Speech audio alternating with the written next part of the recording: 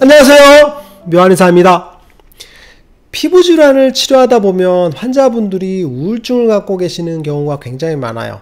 오늘 이 시간에는 피부질환과 우울증의 관계에 대해서 한번 알아보겠습니다.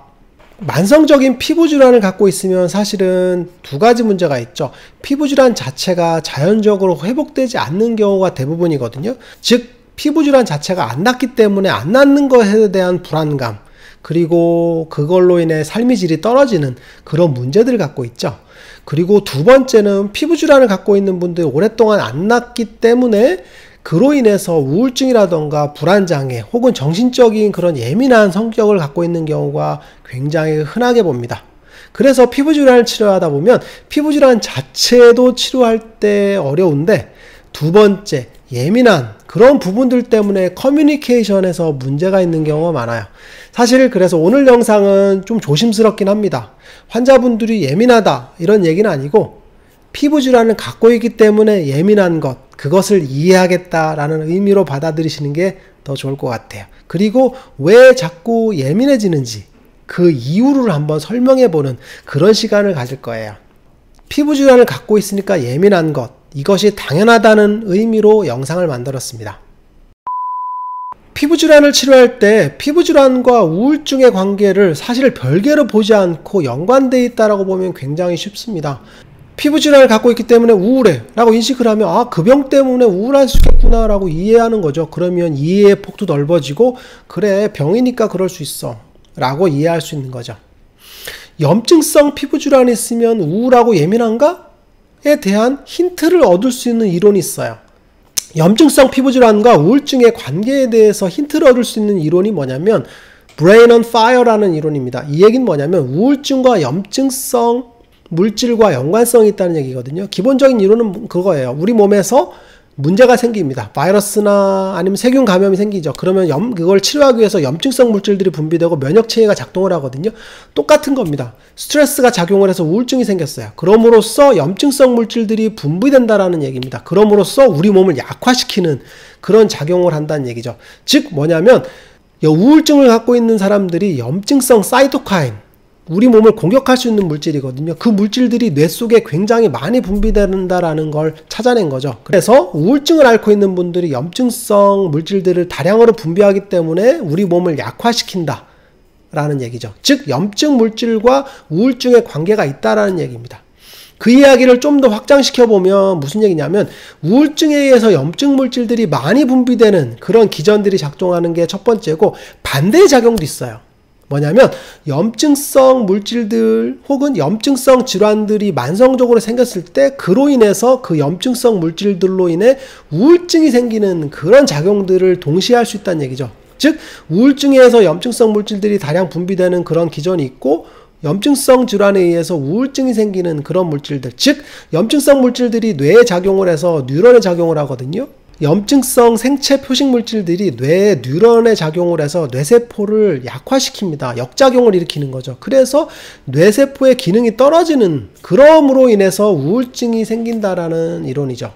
즉 염증성 질환 때문에 우울증이 생길 수 있다라는 그런 이론입니다. 그래서 피부질환, 특히 만성적인 피부질환 같은 경우는 염증성 물질들이 다량 분비되는 경우가 많거든요. 특히 얼굴 쪽에 생기는 지루성 피부염, 두피 쪽에 생기는 지루성 피부염 같은 경우는 염증 물질들이 직접적으로 머릿속에서 많이 존재하게 되거든요. 그리고 전신 아토피 환자분들 같은 경우는 염증 수치가 굉장히 높아지는 경우가 많습니다. 즉 염증 물질들이 뇌로 갈 수 있는 가능성이 많아지고 그럼으로써 우울증이 생길 가능성이 굉장히 높다라는 이론입니다. 이상을 종합해보면 피부질환이 생겼어요. 그러면 만성적인 피부질환으로 인해서 그게 낫지 않는, 그리고 그로 인한 가려움증, 그로 인한 외모적인 문제들 때문에 스트레스가 증가하게 됩니다. 즉 정신적인 자극에 의해서 우울증이나 이런 것들이 발생할 수 있는 게 첫 번째 문제일 것 같고, 그리고 두 번째는 만성적인 피부질환에 의해서 염증 물질들이 증가합니다. 염증성 사이토카인들이 증가하게 되고 그게 뇌로 작용을 해서 뇌세포에 영향을 미침으로써 우울증이라던가 아니면 불안장애 이런 것들을 유발할 수 있는 이런 화학적 작용을 하게 된다는 게 두 번째입니다. 즉 피부질환에 의해서 첫 번째, 두 번째가 동시에 작용을 하기 때문에 피부질환이 있는 환자분들은 우울증이라던가 불안장애 같은 경우들이 많이 발생할 수 있다는 이야기입니다. 그러면 만성적인 피부질환을 갖고 있는 분들이 우울하거나 불안장애 있는 경우는 어떻게 해야 될까요? 당연한 이야기지만 첫 번째는 만성적인 피부질환을 적극적으로 치료를 해줘야 됩니다.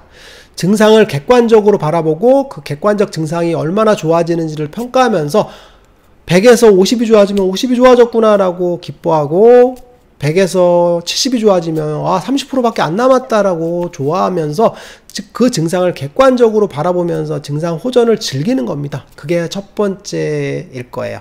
그리고 두 번째는 스트레스를 줄여주는 행동들을 적극적으로 하시는 게 중요할 것 같아요. 제가 늘 강조하지만 장시간 걷는 운동들은 굉장히 좋다 그랬죠.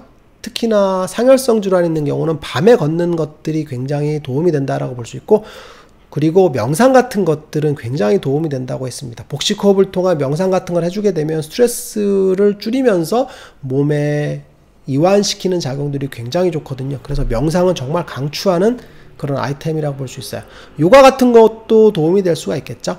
세 번째는 항염증 작용이 있는 음식들을 섭취를 많이 하고, 그리고 염증 물질들을 많이 분비할 수 있는 음식들을 적게 먹는 게 굉장히 중요할 것 같아요. 제가 늘 강조하는 이야기가 있죠. 튀긴 음식, 기름진 음식, 매운 음식을 적게 먹으라 그랬잖아요. 튀김에. 그게 바로 염증 물질들을 증가시킬 수 있는 굉장한 요인이 되거든요. 그런 음식들을 적게 먹는 게 굉장히 중요합니다. 항염증 작용이 있는 음식들을 먹어주는 게 굉장히 중요하겠죠. 신선한 채소, 야채 같은 것들, 그리고 나물 같은 것들, 슬로우 푸드 같은 것들을 먹어주고, 그리고 양질의 단백질 같은 걸 섭취해주는 게 굉장히 중요할 것 같습니다.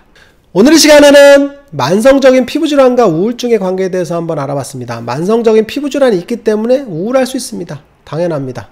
이해합니다. 사랑합니다. 묘한의사에게 궁금한 것 있으면 댓글로 남겨주세요. 영상을 통해서 답변해드리겠습니다. 빠잉! 오늘 시간도 유익하셨나요? 구독과 좋아요